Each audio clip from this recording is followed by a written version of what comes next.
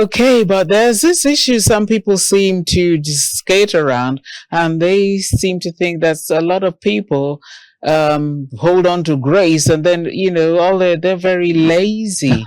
They are very they're not industrious at all, and they just say, oh well, the grace of God is going to help me get everything done. What do you have to say for that line of action? Yes, very lovely question, Mikki. I must commend you.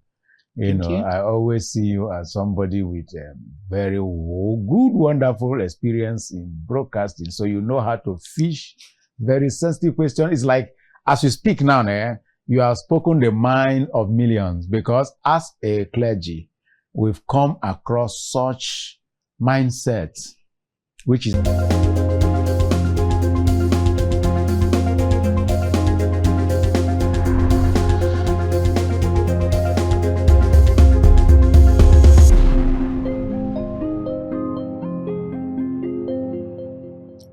You're very welcome once again to the program, The Conversations on Kaftan Television.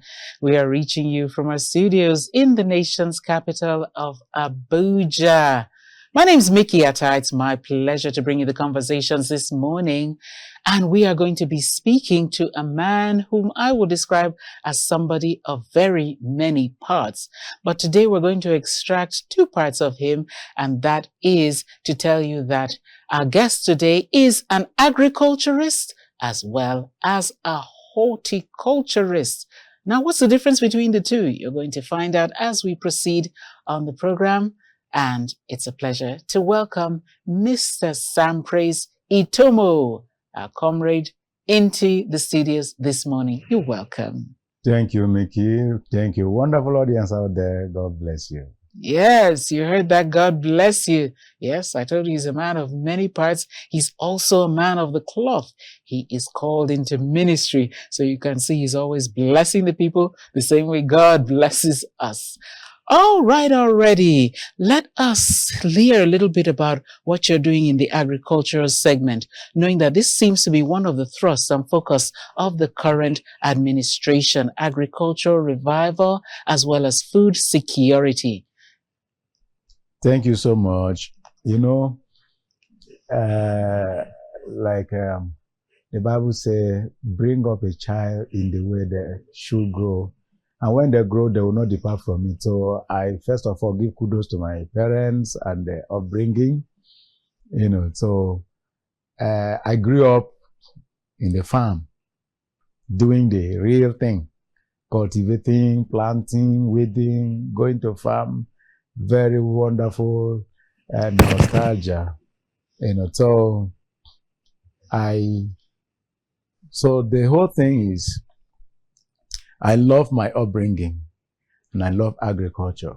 So thank God the present administration also is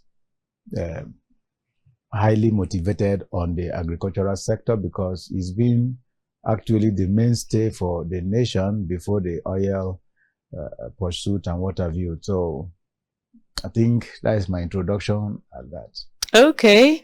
I've heard you made mention before we actually went on set about three major crops you're dealing with, talking about banana, talking about plantain, and talking again about coconut. And these three are actually not only for local consumption. I think if explored, they can actually be exported. So how far have you gone with your own? I understand you have a large hectareage of... Yes, I'm actually into collaboration with a friend, and we have the coconut aspect. And let's talk about coconut. Coconut is one of those wonderful crops. Right now, we have shortage of supply of coconut, even in Nigeria. It may please you to know that presently they are importing coconut from Benin Republic. So, like you mentioned, the government interest in agriculture, if we can actually encourage it and be in partnership, the government synergizing with corporate bodies, individuals in coconut production, because the one we are into now is a hybrid, 4 years start production. Mm-hmm. We just started last year. Okay. Sometime July last year. That's when we started. So we are growing it, and our experience so far on the coconut side is that the coconut attracts a lot of termites. Oh. So the soil needs to be treated over and over and over. Other crops are doing well, but the coconut segment needs a lot of attention. Okay. And they don't grow fast. Hmm. Nevertheless, they start production even at dwarf stage, because it's not the tall type. There are different families of coconut. Yes. We have the Malaysian, we have the hybrid, you have the normal agricultural type. Okay. So we are on the hybrid, farming program. Okay. And then you mentioned banana. Yes, we are also into banana, because banana production is also very, very important aspect of our agriculture, considering the high consumption and demand rate of that product. Mm-hmm. And each time a nutritionist is talking about you getting your energy, they always mention banana. Right. You are dehydrated, they ask you to take water and take banana. And on and on and on. We can have something like banana juice or banana ice cream. When you ripe it, you grind it, and then add some one or two things there, because you don't need to add sugar again. Yes. Just add little milk, and you already have your banana ice cream. Right. So we are going into, I believe, because we just started, like I said, last year. So when we start harvesting, we'll have both for the market, women, and we have for industrial production, so that we can metamorphose the raw banana into many other things for import, export, consumption, long-term preservation. And that's just that about the banana. The banana, just like the plantain, within 2 years of cropping, you can start harvesting. Just that in this dry season, they need a lot of attention, like watering. Okay. So that when they start bulking out their product, they don't get weak. Small breeze can blow it down if they don't have enough water. Okay. So that is the aspect of banana. Then we also have the aspect of the plantain. The plantain is also another very, very, let me say, in high demand in the market today. You know that they are selling some bunches of plantain for 10,000. Some even higher than that. Right. While just a hand of it comes in a cluster, those steps. One step of that, many places is being sold 3,000, 4,000, averagely in the market. So you can imagine when we have minimum of 500 of our plantain producing. So that is commercial scale. We need to consider the future of our economy, the future of our country, the future of our tummy. So that if you are actually going into agriculture, you are reducing a lot of things. You are reducing stress, you are reducing hunger, you are reducing scarcity of farm products on our streets, on our supermarkets, on our market squares and plazas and what have you. So I think that is my little explanation at the moment. Okay, very interesting. And like you rightly pointed out, in fact, one of them bananas, because I used to have a big problem with getting to sleep. I was suffering from insomnia. And, medical personnel recommended to me to be eating bananas after my evening meal. And behold, it worked. Come again, after the evening meal? Yes, okay, have a banana or two. Yes, a peculiar issue. You know why? Because a nutritionist told us that you don't take fruit after eating, because the fruit will, carbonize your meals. True. And so when you have a peculiar case, you can actually take banana after your meal to enable you. Okay. Right, but not like immediately after. Sorry, let me just say shortly before you want to retire to bed. Yeah, that's what he said, and it worked for me. So you're going to be my first customer.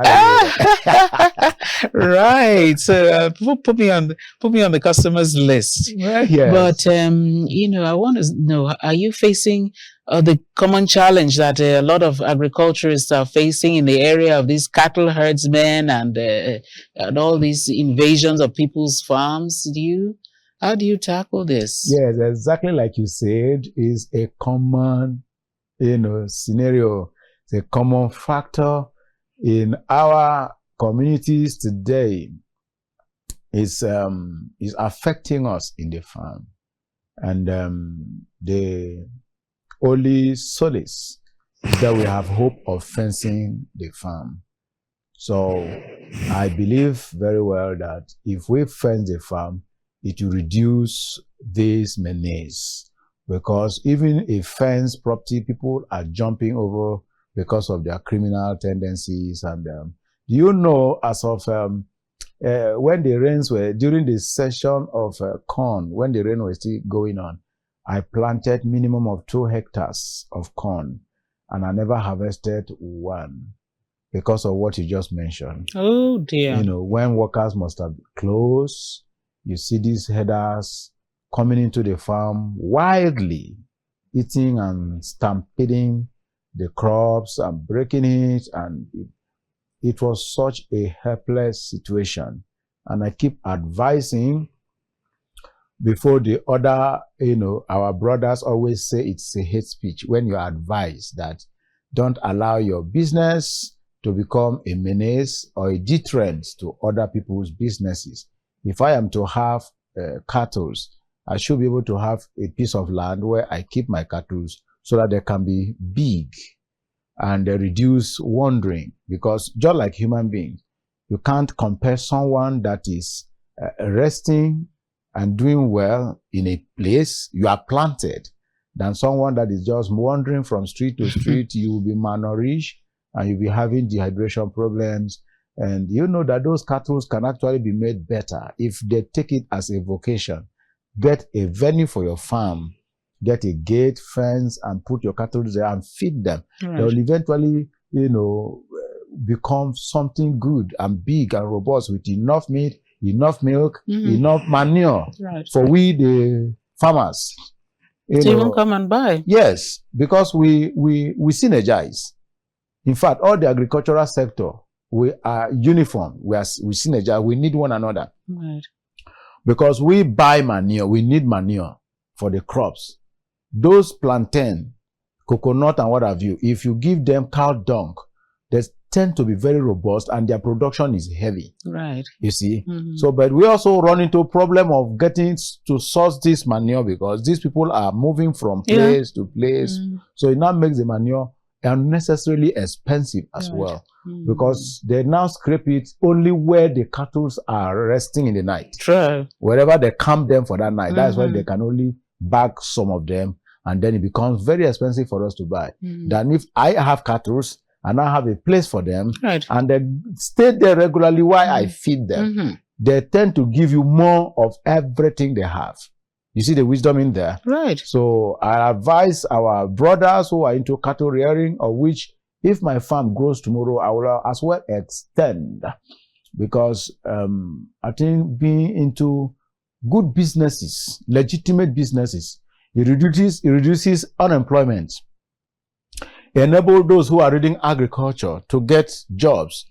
Those who read administration, they get jobs. Those who read banking and financing, they can be employed as accountants to give financial record of your farm progress financially. Yes. You see, so it's like all encompassing. If one man's business is prospering, it reduces unemployment and families are benefiting, because if a husband or a wife is working in the agricultural sector, he has, you know, food and facilities to take care of his family. So you see the long range effect. Yes. So that's why I advise those in the cattle rearing industry, or which is tomorrow I have the capacity, I will as well include cattle like goats. You know, I grew up, like I said, in agricultural environment. You include my livestock. Father has chicks, he has goats, he has ram, he has yam, he has cassava. So, how do you keep the goats away from the yams? Yes, my dad has a place that he uses bamboo. Yes. You know, just all of these things, little scale. The only area he has big is the yam aspect. So it's a big farm. Right. My dad was a chief. Yes. You know, because of much yam. You know, some of us from the east, when you can harvest a particular scale of yam, the community gather and crown you chief. Right. Yeah, so it's among them. He was among them and things like that. So I am taking that toll from my dad. Good. I'm inheriting that. Okay, so also tell us about your beautiful flower garden, because I see you're into horticulture as well. Yes, yes. Thank you, Mikki. Like I said, I actually want to be a very happy man. Right. Let me tell you my dream. I want to be a very happy man. Reading the book of Genesis, I discovered that God planted a garden east within Eden. If you read the book of Genesis chapter 2, you will see the story, and God kept the man in the garden. So growing up, apart from agriculture, I love plants. I love plants. They make me so happy. They are admirable. So I've always been saying it when I came to Abuja some time ago.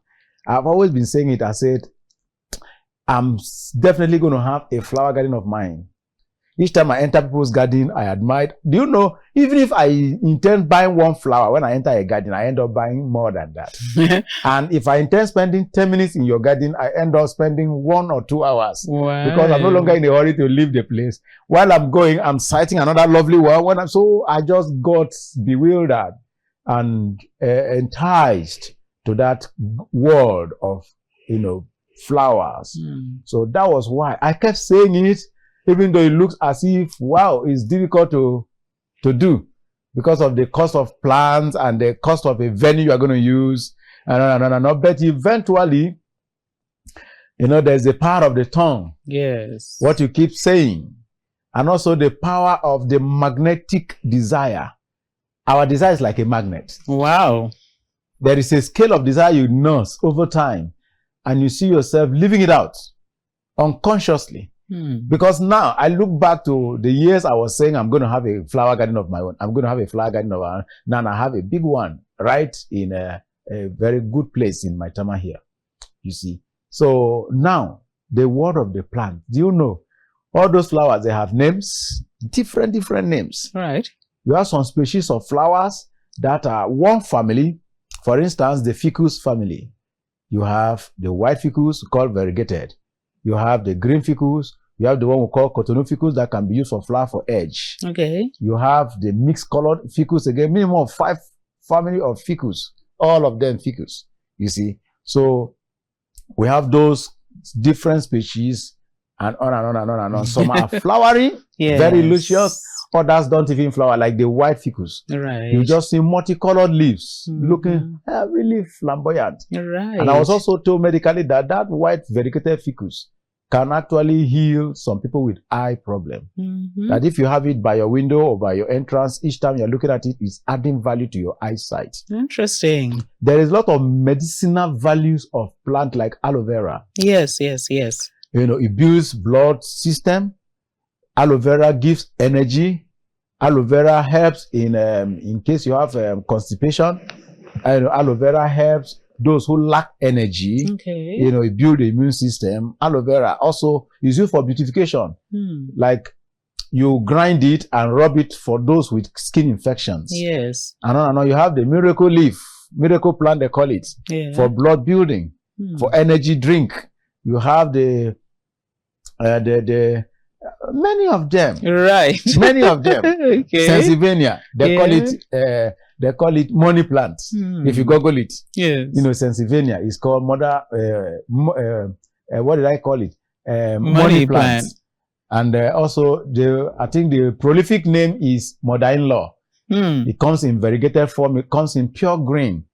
And on and on and on and on. Right. Wow. It sounds so nice. I feel like just running over there and sitting down during my break hours. You're always welcome. And then our wonderful audience. That garden is our garden. Right. You can come and take pictures for, excursions. Right.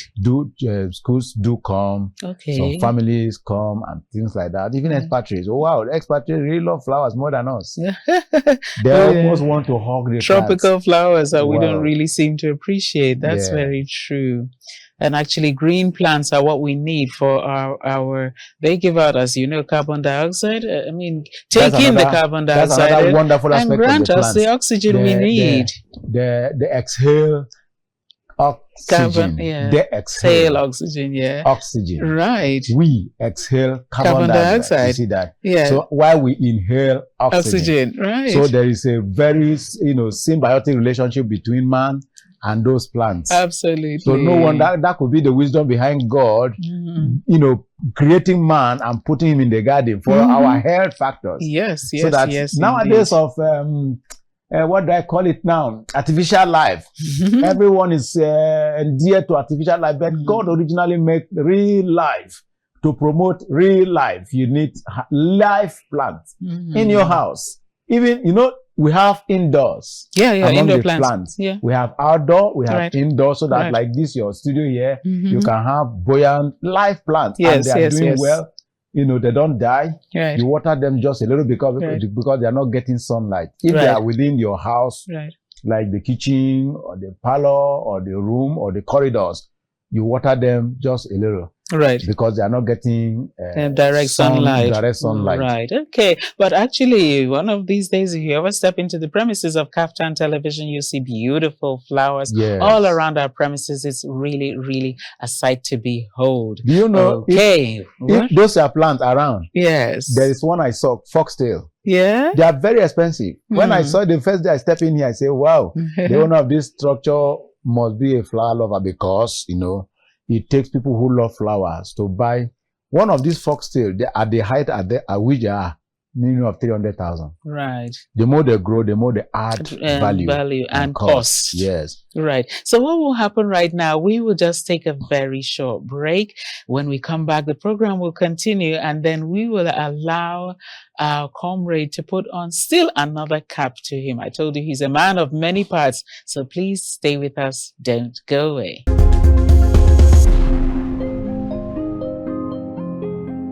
You're welcome back, and you're still on to the conversation this morning, this beautiful Abuja day. And like I told you, our guest in the studio is Comrade Sampraise Itomo. I told you I'm going to look into another facet of his life. You kept on hearing him talking about the Garden of Eden, talking about Adam in the garden, talking about God. You must have wondered, and you were very correct. He is actually called into the ministry. He is actually a pastor. He's the pastor of and the founding pastor of Praise City Garden Ministries, located at Ministers Hill in Maitama in Abuja. So, Pastor, we would like you to tell us some words of encouragement as we are still in January. Maybe speak into the year. Let's see what you have to bless us with for 2025. Wow, that is lovely. Once again, welcome, wonderful audience. And this year happens to be prophetically a year God will settle us. Right. Because the number 5 in that year, 2025. Okay, let me start with the number 2. Okay. The number 2 is a number of witness spiritually. Okay. Bible said by the testimony of 2 or 3 the matter shall be settled. Okay. So anything that you want to confirm, we need the second testimony, which the second number, making it 2. So the number 2 stands for testimony. So I prophesy that you are going to share multiple testimonies this year. And then the number 5 in that, 2025. Right. So the number 5 is the number of grace. Okay. That's the number of grace. And of course, the meaning of grace, divine capacity to enable humans achieve programs and visions that only God can do. What is beyond human capacity? Grace comes in there and it becomes possible. The Bible also said all things are possible with them that believe. So the number 5 is a number of divine capacity called grace. Okay. So be sure that you are going to enjoy the grace of God this year to achieve monumental achievement, programs, visions. Are you dreaming of getting married this year? I see you receiving divine capacity to settle down maritally. Are you dreaming of going into a business or a program of yours? I see divine capacity released for you to achieve same. So that is let me say, beginning of year prophecy for you. Fantastic. Okay, but there's this issue some people seem to just skate around, and they seem to think that a lot of people hold on to grace, and then they're very lazy. They are very they're not industrious at all, and they just say, oh well, the grace of God is going to help me get everything done. What do you have to say for that line of action? Yes, very lovely question, Mikki. I must commend you. I always see you as somebody with very good, wonderful experience in broadcasting. So you know how to fish very sensitive question. It's like, as you speak now, you have spoken the mind of millions, because as a clergy, we've come across such mindsets, which is actually discrediting both for those who hold that school of thought. Okay, like we just spoke about my agriculture. Right. Being a man of God, I would have sat back and said, God will do it. God will do it all, that kind. God will do everything. I know. In fact, God will meet my needs according to his riches in Christ. You quote all those scriptures out of context when God himself is a worker. Jesus said, my Father worketh hitherto, I work. Take that takeaway. God himself is a worker. Right. He's a worker. In Acts chapter 1, remember from verse 1, what Jesus began to do and to teach. So action actually justifies your faith. Right. Your action steps gives us the idea of your faith. Right. So now I have faith that I want God to make me a millionaire, an employer of labor. So what did I do? I have to sacrifice and even auction some of my things to go into business. Right. And when others who have made it are resting, I am busy. Okay, like you mentioned again, my horticulture aspect.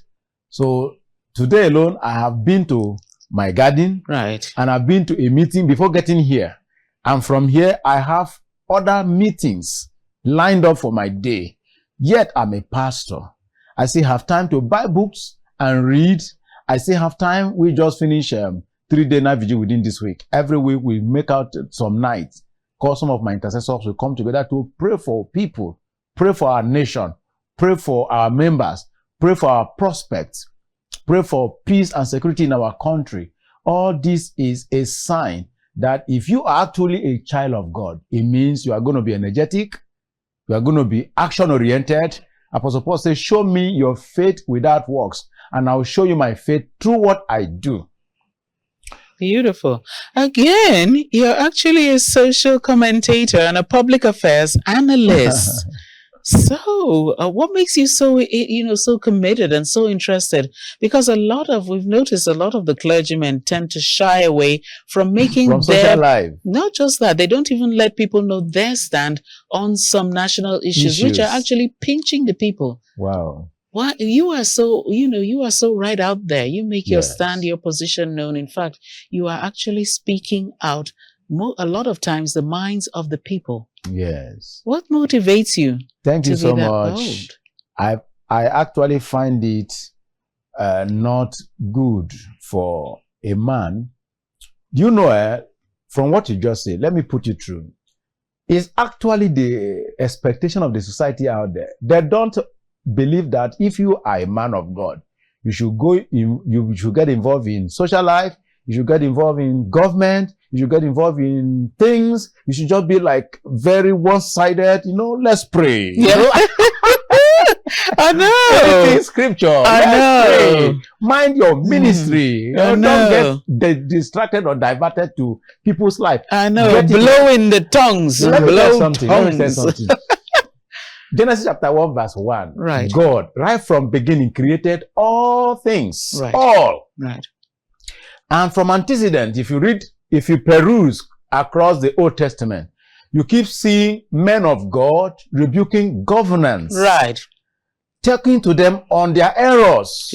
Right. Talking to them on the love of God and the people you are governing. Yes. Men of God actually are supposed to be involved and interested in everything that involves God and humanity. Talking about your business life, your social life, your marital life, your education, your vocation, and what have you. Right. So that's why I have gone through the scriptures and I've had encounters where I've met with God. Some of you who don't believe in that, get it right. God really loves humans. And God won't be God if humans can't access him. So that's why he gave us this calling. So some are giving apostles, some are prophets, some are evangelists and pastors and teachers to enable us cover every aspect of humanity. So I, in my time, I can't mind my business, so to say, based on public expectation. No, I've got to get involved in the business world and find out the language of money so that I don't get to dupe people because I'm hungry. Do you know that actually what leads a lot of pastors, a lot of men of God, into stealing and telling lies? You are giving prophecies that God has not sent you. You see some churches where they are selling stones, they are selling handkerchief, they are selling water, oil, and selling. You know why? Because of this idea that you just face the ministry, and then they now turn the pulpit to business center. But in my little experience with God, God himself rebuked me never to get involved in such. Right. Rather, go into business. I will bless your business. Look at Psalm chapter 1 verse 3. The Lord said, I will bless the work of your hand. Right. Whatever you lay your hands to do shall prosper. Okay. Right. That's a really great one. We're happy to share this opinion for someone who is a man of God not to be involved in business and get advise government. Right. If the press comes to you, the media comes to you, you tell them the mind of God. Right.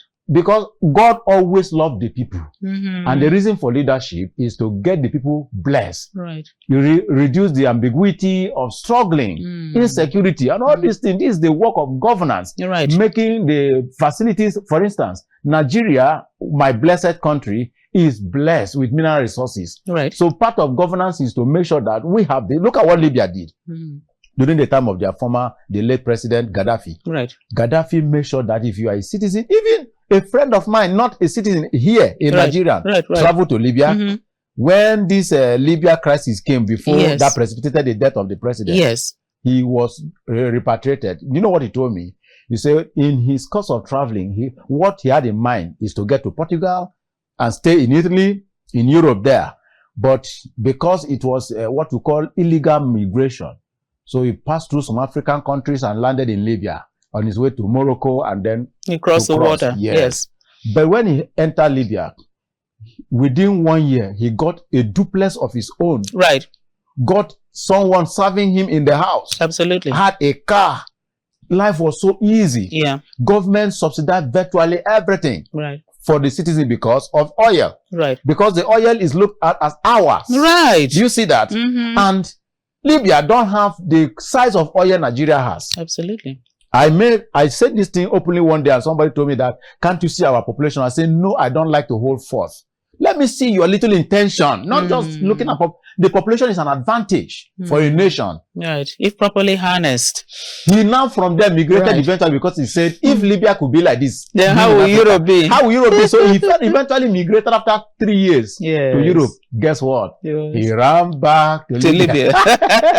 And thought, wow, why did I leave heaven to go to struggle? As on the day me and him were talking, he was already in one of the embassies trying to find his way back to Libya after the crisis. Right. Possibly he must have gone by now. So look at that. Right. So the governance is to make the citizens happy and let them know that God has blessed us. Right. We have agricultural land. Government can go into commercial scale agriculture in every state. And even if they don't, then at least those who are encourage them in a level playing field for citizens to go into this venture. Protect us who are into it. Assist us who are into it. You see, give us soft loans. Yes. Again, you know, not only soft loans, you should even be given grants because you're contributing to the food security of the nation, which, you know, is one of the things, the cardinal points we need. Now, if you can't feed yourself, you're already in a tight and ugly situation. Yes. Okay, I still want you to switch caps again. I've told you he's a man of very many parts. He's also very much into community development, CD. He is very, very interested. He actually has a great influence on the youth around where he stays. So I want you to tell us about how you organize the football field. The sporting event that you do. You make sure the premises are always well kept, well maintained, such that it's usable for football. Then gather these idle youths without employment, youths who are absolutely doing nothing, and organize football tournaments for them. Tell us about that. Thank you so much. In fact, before coming here this morning, I just had a meeting with the Maitama DPO. the police in charge of the Maitama axis in tackling security. Okay. We do synergize, and like I said, I just want to live a life of impact to my community, to my generation, to my country. And so when the need comes, I'm a member of the PCROC, Police Community Relation and what have you. So we come together to proffer solutions to miscreants, hideout, and things like that. So okay. That was the meeting I just was rushing in to catch up with you here. So now that field I developed to encourage our youth into sporting activities. And actually we are already doing it, and we just hosted a tournament. We are yet to play the final. I'm sure Captain TV is going to be in that final. Okay. So we are going to be there so that you can let the people out there to know what is happening in that little corner there. Right. So do you know what we are getting there? One of my player actually was able to travel. He's presently in Europe trying to fight for a club side where he can play. Beautiful. And we do WhatsApp call a lot. Okay. He kept encouraging me and telling me that once he can sign a club, he's also going to make facilities available because he wants our team to be like a feeder team. Yes. So that Europe are looking for the energy Nigerians has. Right. And it's so much tedious for a typical grassroots footballer who has the talent to get the wherewithal to travel there, you see. And so these are the areas we are, exploring. Right. So now we have this tournament. We have a little package for the winner, and half of that for the runners-up, and then the trophy and medals. And what else is just fun. Yes. So most of them that's supposed to be smoking, most of them that's supposed to be running around from gutter to pools with immorality and what have you, and one chance, they are seeing a future. Look at somebody like Osimhen. He told us his biography, how he hawked pure water at the streets of Lagos, and one thing led to another, and look at where he is today. So I see myself, if I can produce more Osimhens, more Super Eagles stars, more European football stars, and build up. Now look at this man, Sadio Mane. Yes. Wow. He's turned his country to something else. He's building hospitals, he's building stadium, he's building many things to empower his grassroots. Yes. Giving back to the source where you are extracted from. I want to encourage Nigerians where I belong. Let us please look beyond our nose. Right. And explore potentials and how we can raise up our people, encourage our people. Even if you don't have much to give, why don't you encourage? Why must we always criticize, condemn, and that's witchcrafting. Rather, let's build potentials. Let's encourage young talents. Let's go into this thing. I'm also actually looking for people to partner with me, especially in that sporting event. Okay. I wanted to make a suggestion, though. The next time you're doing the tournament, can you expand your scope a little bit to include females? Because we also have a lot of ladies, young ladies who are actually also taking a wrong curve in life. And when you do things like that, it's just like you remember in Nigeria, our first ever Olympic gold medal came from a female athlete, Chioma Ajunwa. Just when we thought, we've put all our eggs on the male basket, and there she just popped out. So, the ladies have a lot to offer, and if they too are not properly guided. So I just want you to put that at the back of your mind for the next tournament. Very, very sensitive, and I've taken note of that. Thank you. Maybe we'll look out for, if you have any idea of a female football coach, maybe you let me know, because I work with the coaches that are available. So we can as well have female tournaments. Right. And then do some things like the female winners versus playing with the male winners. Right. Novelty matches. I'm telling you. Those are always great fun, So that's way to spend the day. My wonderful audience out there, if you are among them, please just, give us a call and let us know. Perfect. We're always here for you. Okay, that's a really great one. And this is all done, fully funded by him, He's the sole organizer, he's the financier, he's the coordinator, he is practically these children's father and mother rolled into one. So, this is really, really commendable. And today, maybe before you end that, this Saturday, and that is tomorrow, one of my coaches is doing his called birthday match. It's going to be fun at that venue. Maybe she will tell you more of the venue. So I'm also throwing it open for people to come and catch fun. One of the coaches, Faith Family Football team, Faith Family. Faith Family Football Team. So yeah, tell us the venue. If anybody's interested, they can go. That is directly opposite Maitama Tipper Garage. It's located at that Ministers Hill aspect. If you are assuming you are driving in from Bega, you meet Mabuchi, you meet Nikon Junction, then Ministers Hill. Immediately after you leave Ministers Hill Junction, as if you are turning to you're on your way to Maitama Junction, that very interchange, that's where the football field is located. You will see Praise City Garden just by that axis, opposite the Tipper Garage, where you have a VIO stand, and then you have that flyover linking you from Ministers Hill to Gwarimpa Kuba Express Road. That very flyover by your right. That is a football pitch, yeah. Okay, so I think it's going to be great fun if you're also interested. 4 p.m. tomorrow, novelty match. Okay. All right, and then let me just ask you, what are some other unfolding, since you said the finals are yet to be played, right? Yes. After these finals, are you still going to make it ongoing, like maybe annually? Or quarterly. Is it just a quarterly? It's going to be quarterly. Quarterly. Okay. In every 3 months, we have another one. The one we are talking about is actually the maiden edition, and then we are going to have quarterly repeated and make it better and better until we have celebrities among our footballers showcase. In fact, the next Super Eagles stars are going to come from this tournament. Fantastic.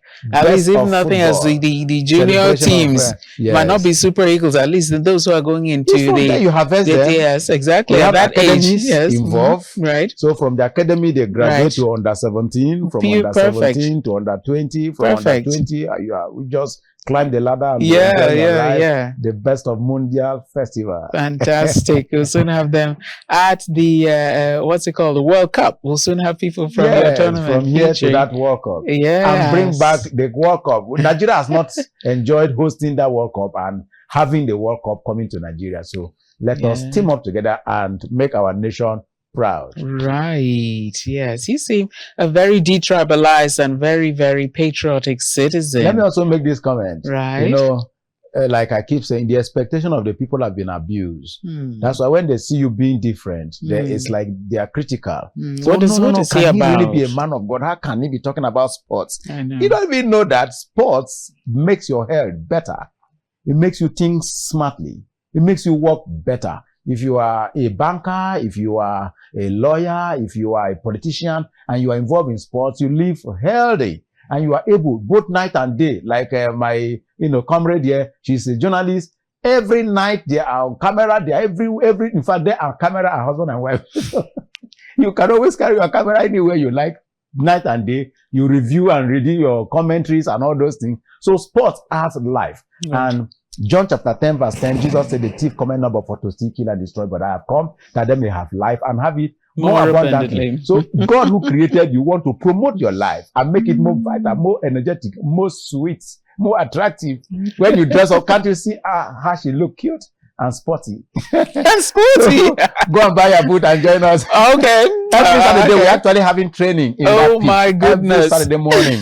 Every Saturday morning. But the novelty match of tomorrow, we are going to have the morning session for just normal training. Right. Of then those the novelty match is going to be played at 4 p.m. tomorrow. Cool. So every Saturday morning, we do have football training going on in our pitch at Praise City Garden by Ministers Hill, Maitama, Abuja. You will see that big green signboard, Olive Tree Park. That's just the venue. I will, I think I promise to work towards it. Yes, you will. You will. Towards it. Saturday morning. I think that's my very laid back moment, but I promise to work towards it from now. The then president, Obasanjo, I happened to work in the villa with them in those days. Do you know what that man do? He doesn't joke with his gym. And one day he was making a speech. He said, when those walking around me, one wouldn't come to work, say they are sick. Say, I get surprised at my age. I hardly get sick. You know why he gym up when he was head of state? Yeah. Because he will have from meeting to meeting, and back to back. Oh God. So if a man over 70 years when he was head of state could be this, how much less some of us who are just coming up? We never even reach 60, we never even reach 70. We are just struggling between 50 and below. Right. It's the same thing to the President Goodluck Jonathan, because as a matter of fact, in his bio, he said he started off, his ambition was to be a boxer. Okay. So he too wasn't playing around with going to the gym. Yeah, he was always in the gym in the villa. And as you can see, he's always looking sprightly smart and up agile. And doing. Yes. So that's food for thought, not just for thought, food for action. Yes. Maybe that might be some people's, you can just adopt that as your New Year resolution. Yes. This time around, I'm going to do something about my health and my fitness regime. Yes. Even if it's just a little thing as walking around your building, not at your normal pace, increase your pace. So walk quickly. Walking is actually touted to be one of the easiest and best exercises. So thank you for chipping in onto our spiritual health, onto our physical well-being, onto our nutrition. And it's been a very, very, very nice one with you today. But you know what? I think what you can do, chip in one final word that you're going to leave us as also something for us to chew on as this program winds down this morning. In the course of life, come up with your dream and then chart a path on how to pursue your dream. And mind less, because what has served as a torpedo and deterrent to great visions is this idea, what will people say? Like being a man of God, going into agriculture, what will people say? Being a man of God, going into sport, what will people say? Being a man of God, I'm also into music. Maybe some other time we'll explore that aspect. Okay. Because you decide how your future looks like. You decide that. And Psalm 37 verse 4, the Bible said, delight yourself in the Lord, then he will give you a heart desire. Do you know that the heart you carry right now, God built it for you, but don't want to interfere with your desire because he gave you independence. You are not a robot. God wants to honor you by helping you to bring about your heart desire coming into play so that you can be a blessing both to you, your family, your loved ones, even your enemies should enjoy most of your outflow. Because look at Solomon. Solomon was a man of many-sided. Look at David, same way. So I encourage you, chart your path and have the good fear of God. Pray also God to give you wisdom and guide you so that you can be a blessing and leave legacies behind when you are gone. Right. Even I'm putting my mind, I'm like, yes, what's going to be your legacy? So you have to live your life to be a blessing. I am totally blessed, even by that. I call it a mini charge. It has even charged me up as well. So it's really been a great pleasure indeed today talking with you, Comrade Sampraise Itomo, who's also the president and founder of your church. Praise City Garden Ministries. Praise City Garden. The gathering of the happiest people. Okay. I want to be happy. Right. You've even made me happy. And it's also been my pleasure today speaking on the conversations today. And I hope you are able to, there was so much to gather from. So at least you go away with one thing, and that's to live a life of impact and always leave a legacy. All right. I'm Mikki Attah, and this is Kaftan Television. It's on that note, I think we'll call it a wrap on this edition of Conversations. Until we come your way again, go with what we've learned, put it into practice. Let's be doers as well as hearers. God bless you. Bye-bye.